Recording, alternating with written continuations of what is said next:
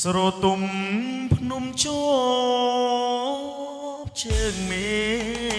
ឃចាំងរាស្មីភ្លេចភ្លេ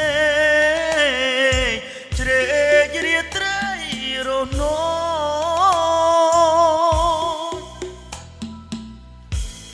ឧត្តមមានជ័យអាណោះអាណោចអរាបងផ្សាខ្លោចកណ្ដោចកណ្ដែងអាឡ័យ